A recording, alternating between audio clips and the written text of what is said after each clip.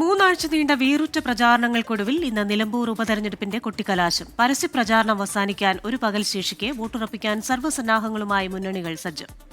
നിലമ്പൂരിലും എടക്കരയിലുമായാണ് കുട്ടിക്കലാശം കേന്ദ്രീകരിക്കുക. വിപിൻ സി വിജയൻ ഇപ്പോൾ വിവരങ്ങളുമായി ചേരുന്നുണ്ട്. വിപിൻ, അങ്ങനെ പരസ്യപ്രചാരണം തീരാൻ പോകുന്നു. മറ്റന്നാൾ പോളിംഗ് ബൂത്തിലേക്ക് എത്തുകയാണ് നിലമ്പൂർ. എന്തൊക്കെയാണ് മുന്നണികളുടെ പ്രതീക്ഷകൾ? ഇന്നത്തെ കുട്ടിക്കലാശം എങ്ങനെ? വിപിൻ, വിവരങ്ങൾ.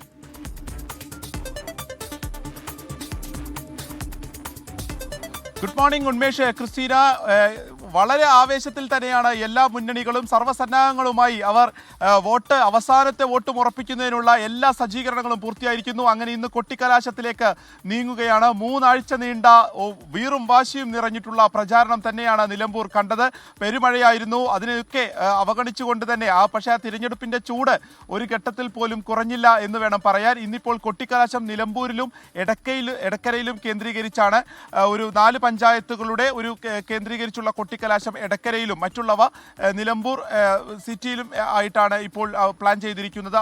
ഒരേ സ്ഥലത്ത് തന്നെ ആയിരിക്കും, പക്ഷേ പല ഭാഗങ്ങളായി തിരിച്ചുകൊണ്ടാണ് പോലീസ് അതിനുള്ള ഒരു സജ്ജീകരണങ്ങൾ ഒരുക്കിയിരിക്കുന്നത്. കനത്ത പോലീസ് സുരക്ഷയിൽ തന്നെയായിരിക്കും ഇന്നത്തെ കൊട്ടിക്കലാശവും നടക്കുക. എല്ലാ പ്രധാനപ്പെട്ട നേതാക്കളും നിലമ്പൂരിൽ കഴിഞ്ഞ കുറച്ച് ദിവസങ്ങളായി തന്നെ ക്യാമ്പ് ചെയ്യുകയാണ്. UDF-ന്റെയും LDF-ന്റെയും NDA-യുടെയും എല്ലാം നേതാക്കൾ, ഒപ്പം തന്നെ രാഷ്ട്രീയ കേരളം നിലമ്പൂരിലേക്ക് ചുരുങ്ങിയ 3 ആഴ്ചകൾ എന്ന് തന്നെ പറയാം. കാരണം എല്ലാ നേതാക്കളും ഇവിടെ തന്നെയായിരുന്നു. അതിൽ ആദ്യം മുതൽ നമുക്ക് അറിയാവുന്ന പോലെ തന്നെ KC വേണുഗോപാൽ പറഞ്ഞിട്ടുള്ള ക്ഷേമ പെൻഷന്റെ ആ വിവാദം മുതൽ ഇപ്പോൾ PV അൻവറിന്റെ റോഡ് ഷോയിൽ കണ്ടിട്ടുള്ള ഒരു ആൾബലം, അത് ഏത് മുന്നണിയായിരിക്കും ബാധിക്കുക എന്നതുവരെ നീണ്ടുനിന്ന വിവാദങ്ങളുടെ ഒരു പെരുമഴ കൂടിയായിരുന്നു.